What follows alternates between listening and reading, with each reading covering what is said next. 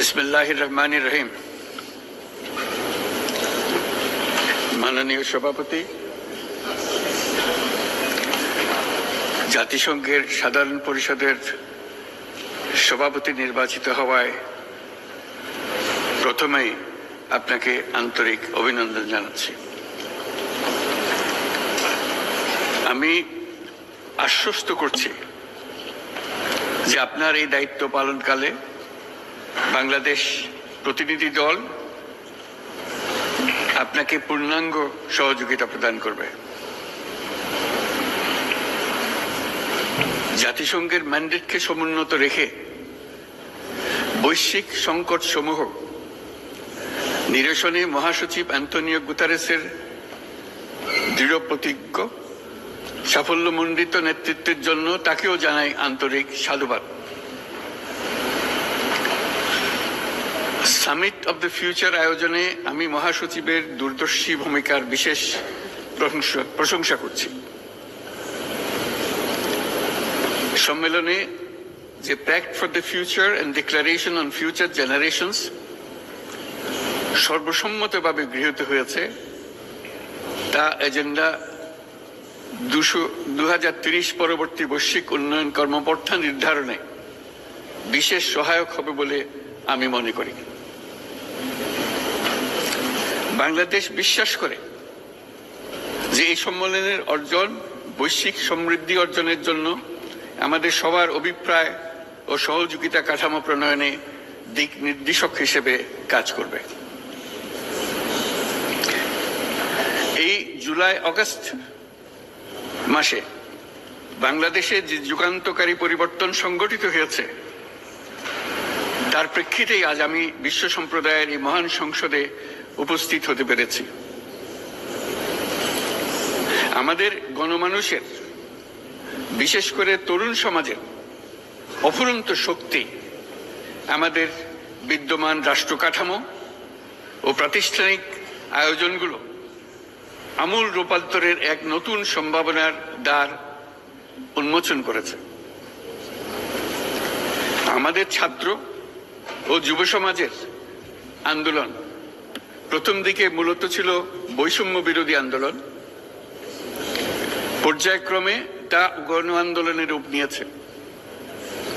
এরপর সারা পৃথিবী অবাক বিস্ময়ে দেখেছে কিভাবে সমগ্র বাংলাদেশের মানুষ একনায়কতন্ত্র, নিপীড়ন, বৈষম্য, অবিচার ও দুর্নীতির বিরুদ্ধে রাজপথ ও সামাজিক যোগাযোগের মাধ্যমে দৃঢ়ভাবে রুখে দাঁড়িয়েছিল। আমাদের ছাত্র জনতা তাদের অদম্য সংকল্প ও প্রত্যয়ের মাধ্যমে একটি স্বৈরাচারী ও অগণতান্ত্রিক শাসন ব্যবস্থা থেকে আমাদের মুক্তি এনে দিয়েছে। তাদের এই সংকল্পের মধ্যেই আমাদের দেশের ভবিষ্যৎ নিহিত।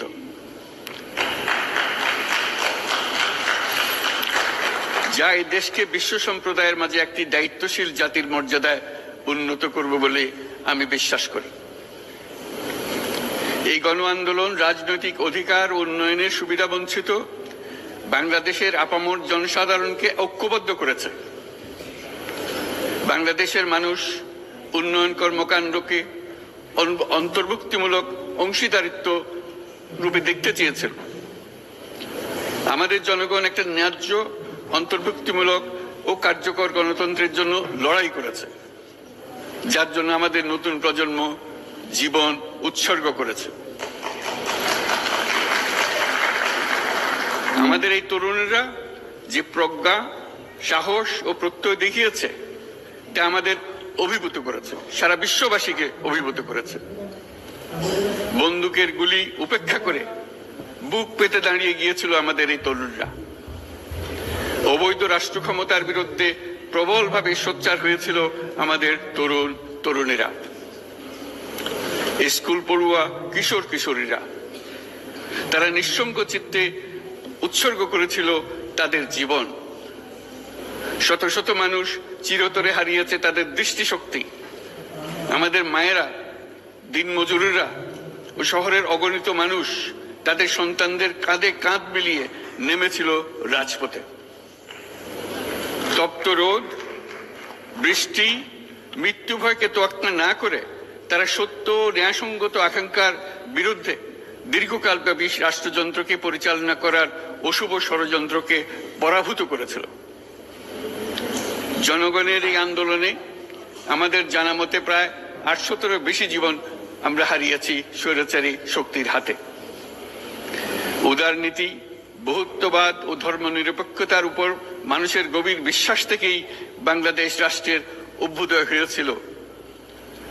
1971 সালে যে মূল্যবোধকে বুকে ধারণ করে আমাদের গণমানুষ যুদ্ধ করেছিল, সেই মূল্যবোধকে বহু বছর পরে আবার জেনারেশন জি, যে প্রজন্ম জি, নতুন ভাবে আমাদেরকে দেখতে শিখিয়েছে। এরকমটি আমরা দেখেছিলাম 1952 সালের ভাষা আন্দোলনে, বাংলাকে মাতৃভাষা হিসেবে প্রতিষ্ঠার সময়। বাংলাদেশের এই অভ্যুত্থান আগামী দিনগুলোতে বিশ্বের বিভিন্ন প্রান্তে মানুষকে মুক্তি ও ন্যায় বিচারের পক্ষে দাঁড়াতে প্রেরণা যোগাবে। আমাদের মুক্তি ও গণতান্ত্রিক আকাঙ্ক্ষাকে বাস্তবে রূপ দিতে আমি তাই আজ বিশ্ব সম্প্রদায়কে আমাদের নতুন বাংলাদেশের সঙ্গে সম্পৃক্ত হওয়ার উদাত্ত আহ্বান জানাচ্ছি। মাননীয় সভাপতি, যে রাষ্ট্র কাঠামো দুঃসহ হয়ে গেছে তার পুনর্গঠনের জন্য আমাদের তরুণরা, দেশের আপামর জনসাধারণ একমত হয়ে আমার এবং আমার উপদেষ্টা পরিষদের উপর আস্থা রেখে সরকার পরিচালনার এক মহান দায়িত্ব আমাদের উপর ন্যস্ত করেছে। এই দায়িত্ব গ্রহণের পর আমরা গভীর বিস্ময় ও হতাশার সঙ্গে মুখোমুখিভাবে দেখতে পাচ্ছি কিভাবে সর্বগ্রাসী দুর্নীতি একটি কার্যকর গণতান্ত্রিক ব্যবস্থাকে ধ্বংসস্তূপে পরিণত করেছে, কিভাবে রাষ্ট্রের মূল প্রতিষ্ঠানগুলোকে নির্মমভাবে দলীয়করণের আবর্তে বন্দী করে রাখা হয়েছিল, কিভাবে জনগণের অর্থকে লুটপাট করা হয়েছিল, কিভাবে একটি বিশেষ স্বার্থান্বেষী গোষ্ঠী সমস্ত ব্যবসা বাণিজ্যকে অন্যায়ভাবে নিজেদের হাতে কুক্ষিগত করে দেশের সম্পদ অবাধে বিদেশে পাচার করে দিয়েছে। এক কথায়, কিভাবে প্রত্যেকটি পর্যায়ে ন্যায়, নীতি ও নৈতিকতা অদৃশ্য হয়ে গিয়েছিল। এরকম এক অবস্থার দেশকে পুনর্গঠন এবং জনগণের কাঙ্ক্ষিত রাষ্ট্র ব্যবস্থা প্রতিষ্ঠিত করার জন্য আমাদের উপর দায়িত্ব প্রদান করা হয়েছে। অতীতের ভুলগুলোকে সংশোধন করে একটা প্রতিযোগিতামূলক ও শক্তিশালী অর্থনীতি এবং ন্যায়ভিত্তিক সমাজ ব্যবস্থা গড়ে তোলাই এই মুহূর্তে আমাদের মূল লক্ষ্য। বর্তমান পরিবর্তিত পরিস্থিতিতে সকল রাজনৈতিক দল এখন স্বাধীনভাবে তাদের মতামত প্রকাশ করতে পারছে। যে সব ব্যক্তি বা প্রতিষ্ঠান রাষ্ট্রীয় কাজ ও সিদ্ধান্ত গ্রহণ করার প্রক্রিয়ায় সম্পৃক্ত, তাদের প্রত্যেকের জবাবদিহিতা নিশ্চিত করাই আমাদের অগ্রাধিকার। আমরা মানুষের মৌলিক অধিকারকে সমুন্নত ও সুরক্ষিত রাখতে দৃঢ় প্রতিজ্ঞ।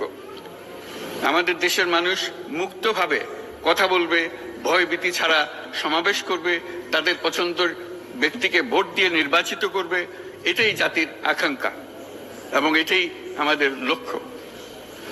বিচার বিভাগের স্বাধীনতা সংরক্ষণ ও সাইবার ডোমেন সহ গণমাধ্যমের স্বাধীনতা সুসংহতকরণে আমরা প্রতিজ্ঞাবদ্ধ। আমাদের একজন কৃষক বা একজন শ্রমিকের সন্তানও যেন সমাজের সর্বোচ্চ শিখরে পৌঁছতে পারে, সেই লক্ষ্যে বিশালকার অবকাঠামো নির্মাণের বদলে স্বাস্থ্য ও শিক্ষা খাতে বরাদ্দ বৃদ্ধির আমরা গুরুত্ব আরোপ করছি।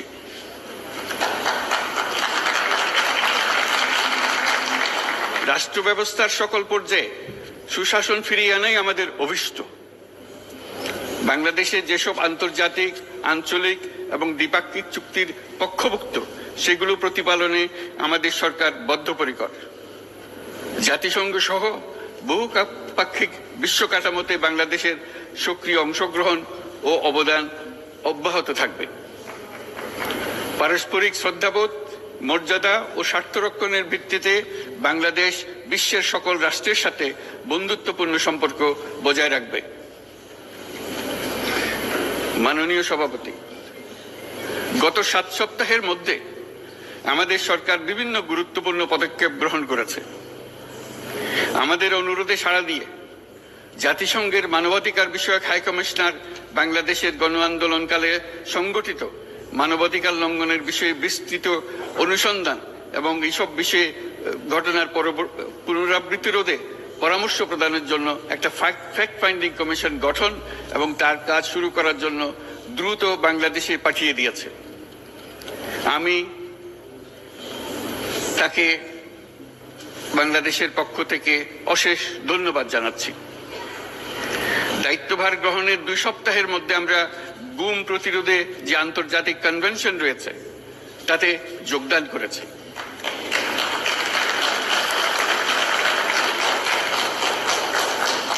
এর আশু বাস্তবায়নের জন্য প্রয়োজনীয় দেশীয় আইন ও বিধি প্রণয়নে আমরা এখন প্রক্রিয়া শুরু করেছি।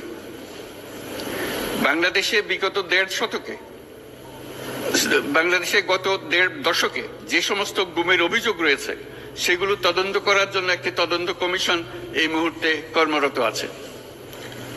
মানুষের আস্থা আত্মবিশ্বাস ফিরিয়ে আনতে এবং নির্মম অতীত যেন আর ফিরে না আসে কোনোদিন, সেজন্য আমরা কিছু সুনির্দিষ্ট খাতে সংস্কারকে অগ্রাধিকার দিয়েছি।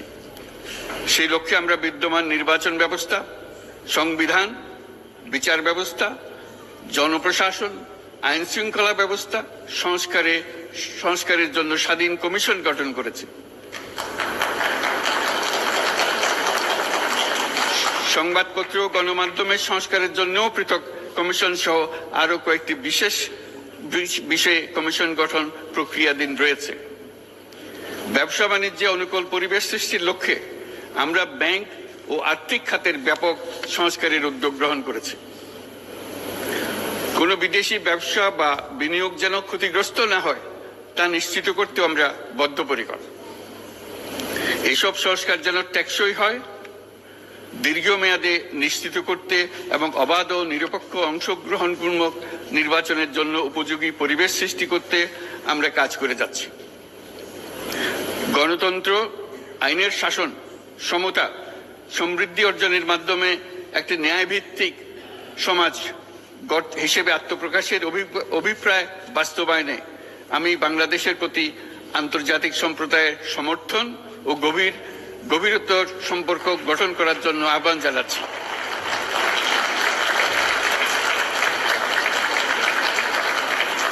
মাননীয় সভাপতি, বাংলাদেশ মনে করে যে শান্তি রক্ষা ও সংঘাত মোকাবেলা জনগণের সমৃদ্ধি নিশ্চিত করার মূল চালিকা শক্তি। সাম্প্রতিক বিপ্লবকালে আমাদের ইতিহাসের সবচেয়ে কঠিনতম সময়ে জনগণের মুক্তির আকাঙ্ক্ষা পূরণে তাদের পাশে দৃঢ়ভাবে দাঁড়িয়ে আমাদের সাহসী সশস্ত্র বাহিনী সমূহ আরো একবার শান্তির প্রতি তাদের অঙ্গীকার প্রমাণ করেছে।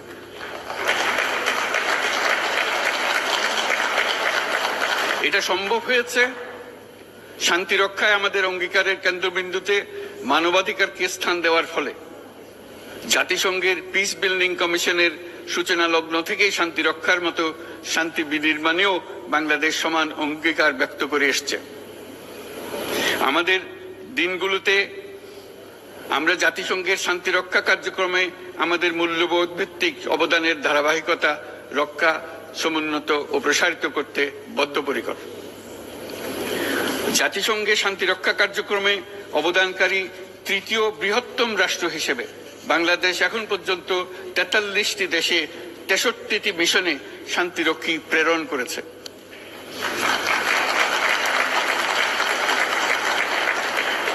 বসনিয়া থেকে শুরু করে কঙ্গো পর্যন্ত বিশ্বের বিভিন্ন প্রান্তে এসব মিশনে দায়িত্ব পালনকালে 168 জন বাংলাদেশি শান্তিরক্ষী নিজেদের জীবন বিসর্জন দিয়েছে। আমরা আশা করি যে কোনো অবস্থায় নানা প্রতিকূলতা সত্ত্বেও জাতিসংঘের ভবিষ্যৎ শান্তিরক্ষী কার্যক্রমগুলোতে বাংলাদেশের প্রতিরক্ষা বাহিনীর সদস্যরা একইভাবে অবদান রাখার সুযোগ পাবে।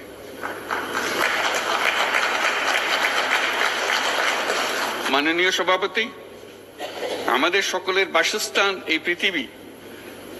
বৈশ্বিক অগ্রাধিকারগুলোকে সঠিকভাবে নির্ণয় করতে আগ্রহী। জলবায়ু পরিবর্তন আমাদের সকলের অস্তিত্বের প্রতি হুমরূপ। এই গ্রীষ্মে সর্বকালের রেকর্ড ভঙ্গকারী তাপদাহ আমাদের জলবায়ুজনিত পরিবর্তনের কথা স্পষ্টভাবে স্মরণ করিয়ে দিয়েছে। আমাদের যা প্রয়োজন তা হলো জলবায়ু সম্পর্কিত ন্যায় বিচার, যাতে করে দায়িত্বজ্ঞানহীন সিদ্ধান্ত, উদাসীন আচরণ কিংবা এর মাধ্যমে সাধিত ক্ষতির বিষয়ে যারা সংশ্লিষ্ট তাদের দায়বদ্ধ করা যায়। জলবায়ু পরিবর্তনজনিত দীর্ঘমেয়াদী প্রভাবগুলো অপূরণীয় ক্ষতির কারণ হয়ে দাঁড়িয়েছে। আমরা জীব বৈচিত্র্য হারিয়ে ফেলছি, প্যাথোজেনের পরিবর্তনের ফলে নতুন রোগ বাড়ছে, কৃষিক্ষেত্রে চাপ বাড়ছে ক্রমাগতভাবে, পানি সম্পদ ঝুঁকিতে ফেলছে আমাদের বাসযোগ্যতাকে, সমুদ্র পৃষ্ঠের উচ্চতা বৃদ্ধি এবং লবণাক্ততা আমাদের ক্ষতি করছে প্রতিনিয়ত। ঘূর্ণিঝড়ের সংখ্যা ও মাত্রা বৃদ্ধির কারণে যে ক্ষতি হচ্ছে তাকে উপেক্ষা করার সুযোগ নেই। ক্ষুদ্র কৃষক, প্রান্তিক পর্যায়ে জীবিকা অন্বেষণকারীরা জলবায়ু পরিবর্তনজনিত ঝুঁকির মুখোমুখি হচ্ছে সবচেয়ে বেশি। আমি আজ এই বিশ্ব সভায় যখন কথা বলছি তখন বাংলাদেশের পূর্বাঞ্চলে 50 লাখেরও অধিক মানুষ তাদের জীবদ্দশায় হওয়া সবচেয়ে ভয়াবহ বন্যা মোকাবেলা করে যাচ্ছে। মহাসচিব গুতেরেস আমাদেরকে দেখিয়েছেন যে বিদ্যমান পরিক্রমা অব্যাহত থাকলে বিশ্বের গড় তাপমাত্রা 2.7 ডিগ্রি সেলসিয়াস বৃদ্ধির দিকে অগ্রসর হতে থাকবে। তাই বাংলাদেশের মতো জলবায়ু ঝুঁকিতে থাকা দেশগুলোতে অভিযোজনের জন্য ব্যাপক বিনিয়োগের আহ্বান জানাচ্ছি।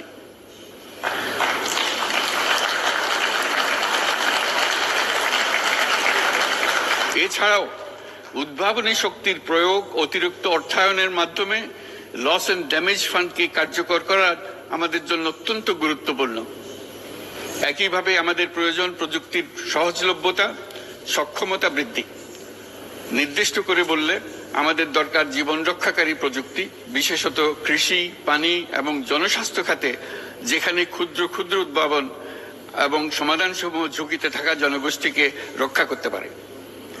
জলবায়ু সংকটের মোকাবেলা এবং বৈশ্বিক অর্থনীতি সুসংহতকরণে আমাদের যুগপৎভাবে কাজ করতে হবে। বিশ্ব সম্প্রদায় এখন কার্বন মুক্ত পৃথিবী গড়ে তুলতে মনোযোগী হচ্ছে। বিশ্বের অধিকাংশ মানুষকে এই ধরনের পরিবর্তনের সুফলভোগী করতে হলে নেট জিরো পৃথিবীর দিকে আমাদেরকে অগ্রসর হতে হবে। বাংলাদেশের মতো দেশগুলোকে সাথে নিয়ে যেতে হবে। তা না হলে পারস্পরিক দায়িত্ববোধের মাধ্যমে পারস্পরিক সমৃদ্ধি অর্জনে আমাদের সার্বজনীন অঙ্গীকার পূরণে পিছিয়ে পড়ব আমরা। এই ক্ষেত্রে আমি বিশ্বাস করি সমগ্র বিশ্ব একসাথে 3-0 লক্ষ্য অর্জনের ধারণা বিবেচনা করে দেখতে পারে, যার মাধ্যমে আমরা শূন্য দারিদ্র্য, শূন্য বেকারত্ব এবং শূন্য নেট কার্বন নিঃসরণ অর্জন করতে পারি। যেখানে পৃথিবীর প্রতিটি তরুণ তরুণী চাকরি প্রার্থী না হয়ে বরং উদ্যোক্তা হিসেবে নিজেকে প্রতিষ্ঠিত করার সুযোগ পাবে।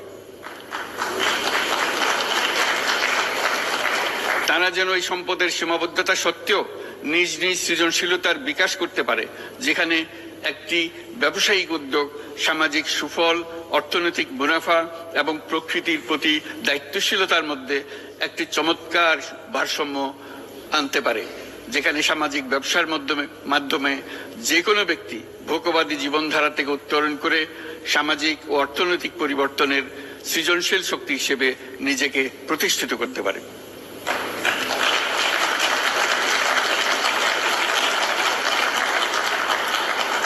এই সময়ে তাই প্রয়োজন উন্নত উন্নয়নশীল সকল দেশসমূহ এবং বিভিন্ন অংশীদারদের মধ্যে নতুন দৃষ্টিভঙ্গি, নতুন মূল্যবোধ এবং নতুন একতা। সামগ্রিকভাবে এই লক্ষ্য অর্জনে জাতিসংঘ ব্যবস্থা, জাতীয় আঞ্চলিক পর্যায়ে সরকারসমূহ, সকল ব্যবসা প্রতিষ্ঠান, বেসরকারি অংশীজন এবং দাতব্য সংস্থাগুলোকে একসঙ্গে কাজ করতে হবে।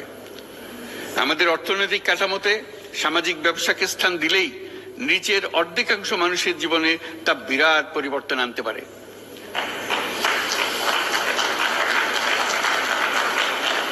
এই পদক্ষেপ একই সঙ্গে জলবায়ুর ধ্বংসাত্মক গতিকে সফলভাবে রোধ করতে পারে এবং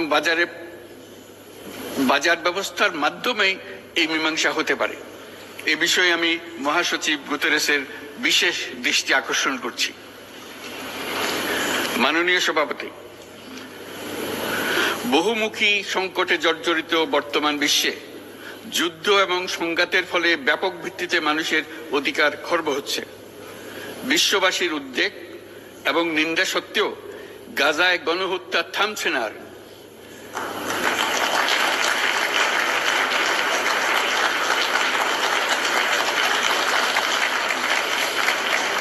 ফিলিস্তিনের মতো বিদ্যমান বাস্তবতা কেবল আরব কিংবা মুসলমানদের জন্যই উদ্বেগজনক নয়, বরং তা সমগ্র মানব জাতির জন্যই উদ্বেগের বিষয়।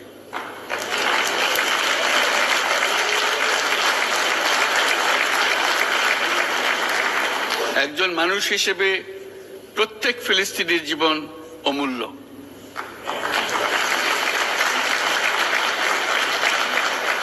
ফিলিস্তিনের জনগণের বিরুদ্ধে যে মানবতা বিরোধী অপরাধ হচ্ছে তার জন্য সংশ্লিষ্ট সকলকে দায়বদ্ধ করতে হবে।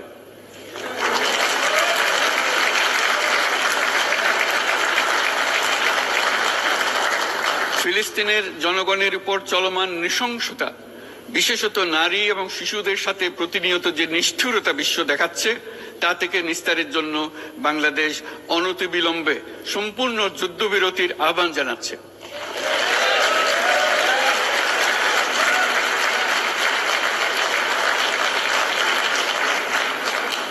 দ্বিরাষ্ট্রভিত্তিক সমাধানেই মধ্যপ্রাচ্যে টেকসই শান্তি আনতে পারবে। তাই জাতিসংঘ সহ আন্তর্জাতিক সম্প্রদায়ের সকলকে এর বাস্তবায়নের জন্য এখনই উদ্যোগ নিতে আহ্বান জানাচ্ছি।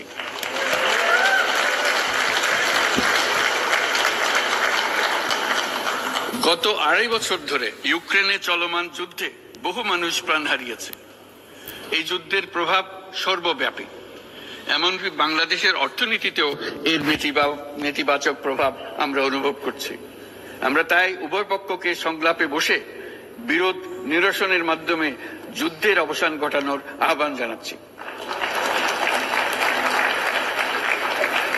মাননীয় সভাপতি, বাংলাদেশ গত 7 বছর যাবৎ মায়ানমার হতে আগত 12 লাখেরও বেশি রোহিঙ্গাদের মানবিক কারণে আশ্রয় দিয়ে আসছে।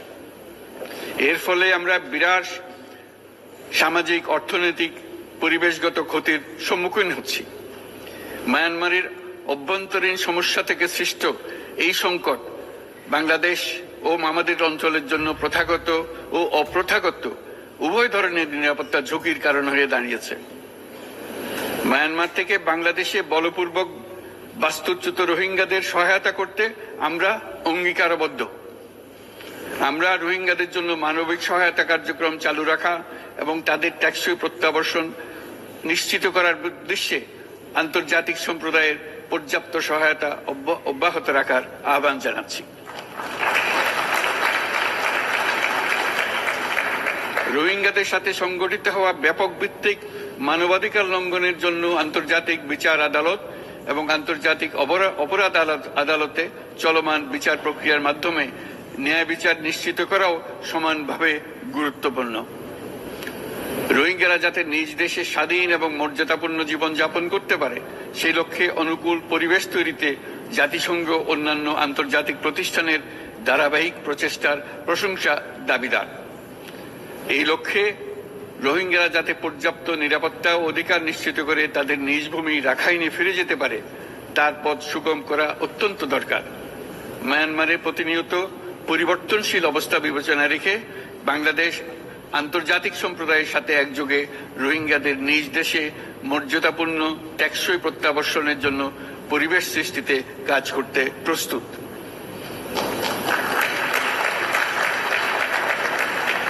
মাননীয় সভাপতি, রাজনৈতিক মুক্তি এবং সামাজিক অর্থনৈতিক জাগরণ ব্যতীত শান্তি ও নিরাপত্তা নিশ্চিতে সাফল্য অর্জন করা সম্ভব নয়। প্রায় 1 দশক পূর্বে বিশ্ব সম্প্রদায় সর্বসম্মতক্রমে এজেন্ডা 2030 প্রণয়ন করেছিল। আমরা সবাই আমাদের সামষ্টিক আকাঙ্ক্ষা ও বিশ্বাস অর্পণ করেছি এই সার্বজনীন টেকসই উন্নয়ন অভিষ্টগুলো অর্জনে। সার্বিকভাবে মাত্র 17% ও কম লক্ষ্যমাত্রা অর্জন হয়েছে। স্পষ্টতই এই ক্ষেত্রে অনেক উন্নয়নশীল রাষ্ট্র আরও পিছিয়ে আছে। উন্নয়নশীল দেশগুলোকে এসডিজি অর্থায়নের বছরে প্রায় 2.5 থেকে 4 ট্রিলিয়ন মার্কিন ডলারের সমান ঘাটতি মোকাবেলা করতে হচ্ছে। উন্নয়নশীল বিশ্বের ঋণের বোঝা, ক্ষয়িষ্ণু আর্থিক সক্ষমতা এবং জলবায়ু পরিবর্তনের ক্ষতিকর প্রভাবের কারণে বাংলাদেশের মতো দেশগুলিতে বেশি ঝুঁকিতে রয়েছে। আমরা আশা করি উন্নয়নের জন্য অর্থায়ন সংক্রান্ত চতুর্থ আন্তর্জাতিক সম্মেলনে এই ধরনের জটিল এবং কাঠামোগত সমস্যাগুলোর দিকে নজর দেওয়া হবে। বহুপাক্ষিক আর্থিক প্রতিষ্ঠানগুলোকে এমন অভিন্ন লক্ষ্যে নিয়ে যাওয়ার কাজ করতে হবে যাতে সকল রাষ্ট্র সমানভাবে সম্পদ ও সুযোগের ব্যবহার করতে পারে। তারা নিজেদের কর্মসূচিতে সামাজিক ব্যবসাকে গুরুত্বপূর্ণ ভূমিকা দিতে পারে, যাতে নিম্ন আয়ের দেশগুলোর বাস্তবতাকে বিশেষভাবে মোকাবেলা করা যায়, যা ব্যবসায়ী উদ্যোগ এবং ব্যক্তির সৃজনশীলতাকে উদ্বুদ্ধ করে, যা বঞ্চিত জনগোষ্ঠীকে বিশালভাবে সহায়তা করে। এই ক্ষেত্রে অবৈধ অর্থের প্রবাহ এবং উন্নয়নশীল দেশগুলো থেকে সম্পদ পাচার বন্ধ করা অত্যন্ত আবশ্যক। উন্নয়নশীল দেশগুলো থেকে পাচার হয়ে যাওয়া সম্পদ ফেরত আনার জন্য আন্তর্জাতিক সহযোগিতা জোরদার করতে হবে। আমরা আশা করি কর ফাঁকি রোধে আন্তর্জাতিক কর কনভেনশন অতি শীঘ্রই গৃহীত হবে। মাননীয় সভাপতি, আমরা যে নিবিড়ভাবে সংযুক্ত বিশ্বে বসবাস করছি, সেখানে অভিবাসন এবং মানুষের অবাধ প্রবাহ এক অলঙ্ঘনীয় বাস্তবতা। বাংলাদেশি নাগরিকরা প্রতিনিয়ত বিভিন্ন দেশে অভিবাসী হিসেবে যাচ্ছেন।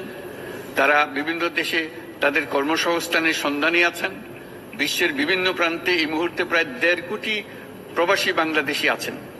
সকলের জন্য অভিবাসনের উপযোগিতা নিশ্চিত করতে বিশ্ব সমাজকে নিরাপদ, সুশৃঙ্খল এবং নিয়মিত মর্যাদাপূর্ণ অভিবাসনের পথ সুগম করতে হবে। আন্তর্জাতিক সম্প্রদায়কে অভিবাসীদের মানবাধিকার এবং তাদের প্রতি মানবিক আচরণ নিশ্চিত করতে হবে। অভিবাসনের উপর 2018 সালে যে গ্লোবাল কম্প্যাক্ট অন মাইগ্রেশন গৃহীত হয়েছে, তার পূর্ণ বাস্তবায়নে বাংলাদেশ প্রতিশ্রুতিবদ্ধ এবং একই সাথে অনিরাপদ অভিবাসন রোধেও আমরা বদ্ধপরিকর। মাননীয় সভাপতি, প্রতি বছর প্রায় 25 লক্ষ তরুণ তরুণী বাংলাদেশের শ্রমবাজারে যুক্ত হচ্ছেন। বাংলাদেশের বিপুল জনশক্তির প্রায় 2/3 তরুণ। এই জনশক্তিকে বর্তমান ও আগামীর জন্য গড়ে তোলা বাংলাদেশের জন্য একটা বড় চ্যালেঞ্জ। ক্রমপরিবর্তনশীল কর্মজগতে একজন তরুণকে প্রতিনিয়ত নতুন দক্ষতা অর্জন করতে হয়। এই কর্মপরিবেশের সাথে মানিয়ে নেওয়া শিখতে হয়। এই জন্য বাংলাদেশ যখন মধ্যম আয়ের দেশ হিসেবে উন্নতি হচ্ছে, তখন আমরা শিক্ষা এবং প্রযুক্তিগত সহায়তা লাভের উপর বিশেষ জোর দিচ্ছি। এবার কৃত্রিম বুদ্ধিমত্তার বিষয়ে আসি। কৃত্রিম বুদ্ধিমত্তার অভাবনীয় বিকাশ এবং এর বহুমাত্রিক প্রয়োগে বাংলাদেশ বিশেষভাবে আগ্রহী।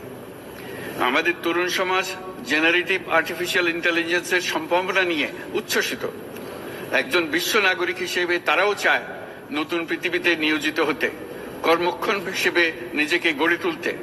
বাংলাদেশের মতো বৃহৎ তরুণ জনগোষ্ঠীর দেশ যাতে কৃত্রিম বুদ্ধিমত্তার প্রয়োগজনিত অর্জিত সুফল থেকে পিছিয়ে না পড়ে, বিশ্ব সম্প্রদায়কে তা নিশ্চিত করতে হবে। একই সঙ্গে নিশ্চিত করতে হবে যেন কৃত্রিম বুদ্ধিমত্তার কারণে কর্মক্ষেত্রে মানুষের চাহিদা ক্রমাগতভাবে সংকুচিত হয়ে না যায়। এই প্রসঙ্গে আমি উল্লেখ করি যে আমরা ভিন্ন একটা ইন্টেলিজেন্স, অটোনোমাস ইন্টেলিজেন্স, অর্থাৎ যে কৃত্রিম বুদ্ধিমত্তা নিজেই নিজের কৃত্রিম বুদ্ধিমত্তাকে সম্প্রসারিত করতে পারে মানুষের কোনো হস্তক্ষেপ ছাড়াই, তার ব্যাপারে আমরা বৈজ্ঞানিকদের দৃষ্টি আকর্ষণ করতে চাই। তারা যেন এই ক্ষেত্রে অগ্রসর হওয়ার আগে মানুষের উপরে প্রভাব সম্বন্ধে নিশ্চিত হয়ে অগ্রসর হন। আমাদের ধারণা অটোনোমাস ইন্টেলিজেন্স মানুষের অস্তিত্বকে বিপন্ন করে তুলতে পারে, কাজে এই ব্যাপারে আমাদের সম্পূর্ণ সজাগ থাকতে হবে। মাননীয় সভাপতি, আমাদের আসলে দরকার নতুন ধরনের সহযোগিতা কাঠামো, যেখানে বৈশ্বিক ব্যবসা ও জ্ঞানের অধিকারী গোষ্ঠী মানুষের চাহিদাগুলোকে যথাযথভাবে অনুধাবন করবে। আন্তর্জাতিক সহযোগিতার মাধ্যমে উন্নয়নশীল দেশগুলোর জন্য এমন একটি রূপান্তরকারী ব্যবস্থা তৈরি করতে হবে যা কর্মসংস্থান, আর্থসামাজিক প্রতিকূলতা বা জীবিকার জন্য যুৎসয় সমাধান নিশ্চিত করবে। মাননীয় সভাপতি, আমাদের প্রচেষ্টা, সক্ষমতা এবং সম্পদ একত্রীকরণের মাধ্যমে সকলের সামর্থ্য, উদ্ভাবনী শক্তি এবং সমৃদ্ধিকে কাজে লাগাতে হবে। আর্থসামাজিক উন্নয়ন এবং জলবায়ু সহনশীলতা নিয়ে আমরা প্রতিনিয়ত যে প্রতিকূলতার সম্মুখীন হচ্ছি, সম্মিলিত উদ্যোগের মাধ্যমে তার মোকাবেলা করতে হবে। বৈশ্বিক দক্ষিণের দেশগুলোকে অনন্য অর্থনৈতিক এবং সামাজিক প্রেক্ষাপটে দক্ষিণ দক্ষিণ এবং ত্রিভুজীয় সহযোগিতা এই ক্ষেত্রে বিশেষভাবে সহায়ক হতে পারে বলে আমি মনে করি। বৈশ্বিক দক্ষিণের আওয়াজকে বিশ্বব্যাপী জোরালোভাবে তুলে ধরার জন্য প্রয়োজন সম্মিলিত উদ্যোগ। সেজন্য বৈশ্বিক এজেন্ডা প্রণয়ন ও বাস্তবায়ন নিশ্চিত করতে বৈশ্বিক দক্ষিণের দেশগুলোর মতামতকে যথাযথ গুরুত্বের সাথে বিবেচনা করতে হবে। জনাব সভাপতি, কোভিড অতিমারির অভিজ্ঞতায় আমরা দেখেছি জনস্বাস্থ্যে ব্যাপক বিনিয়োগ কতটা গুরুত্বপূর্ণ হতে পারে। বিশ্ব স্বাস্থ্য সংস্থায় বৈশ্বিক অতিমারি চুক্তির চলমান আলোচনায় বাংলাদেশ নেতৃত্ব প্রদান করে চলেছে। আমরা চাই কার্যকর আন্তর্জাতিক সহযোগিতা, জনস্বাস্থ্য ব্যবস্থায় অর্থায়ন, প্রযুক্তি হস্তান্তর, গবেষণা ও উন্নয়ন, ভ্যাকসিন থেরাপিউটিক্সের উৎপাদন বহুমুখীকরণ এবং সকল ভ্যাকসিনকে মেধাস্বত্ব অধিকার মুক্ত ঘোষণা করার ব্যাপারে ঐক্যমত্য গঠন। অসংক্রামক রোগসমূহের বিরুদ্ধে লড়াইয়ে এই বিষয়গুলি অত্যন্ত গুরুত্বপূর্ণ। জনাব সভাপতি, এবছর আমরা জাতিসংঘের সাথে বাংলাদেশের অংশীদারিত্বের সুবর্ণ জয়ন্তী উদযাপন করছি। গত 50 বছর ছিল আমাদের জন্য একটা পারস্পরিক শিক্ষণীয় সম্মিলিত যাত্রা। সীমিত উপায়ে বাংলাদেশ বৈশ্বিক শান্তি ও নিরাপত্তা, ন্যায়, সমতা, মানবাধিকার প্রতিষ্ঠায় ধারাবাহিকভাবে অবদান রেখে আসছে। আমাদের সমন্বিত প্রয়াসের পেছনে আছে সত্যিকার অর্থে একটি নিয়মভিত্তিক বৈশ্বিক ব্যবস্থা গড়ে তোলা। এই প্রসঙ্গে উদাহরণ হিসেবে আমি স্মরণ করছি 1999 সালে জাতিসংঘ সাধারণ পরিষদে ক্ষুদ্র ঋণের উপর গৃহীত রেজুলেশনের কথা।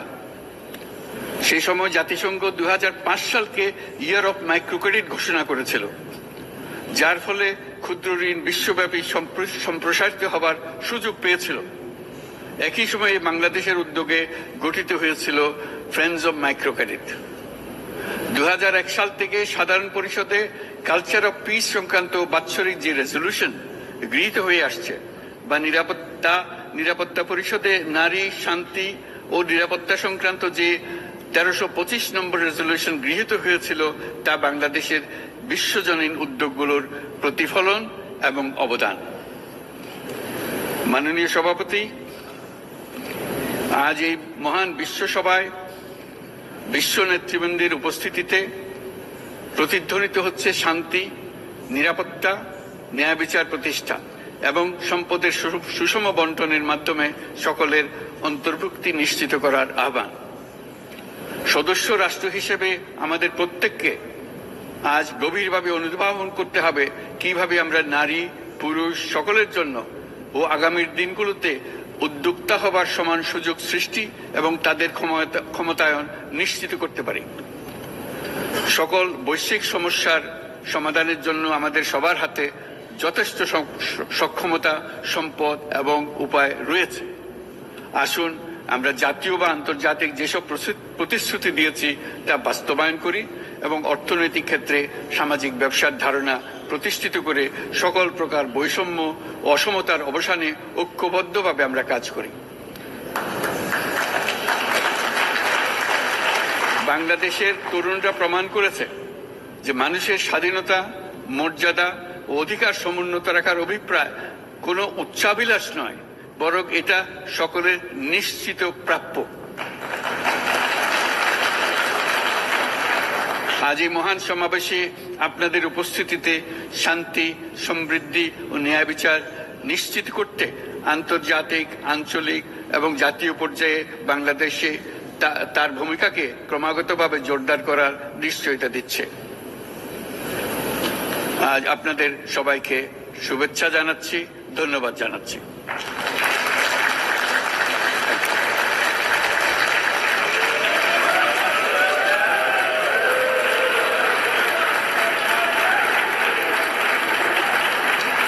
On behalf of the Assembly, I wish to thank the Chief Advisor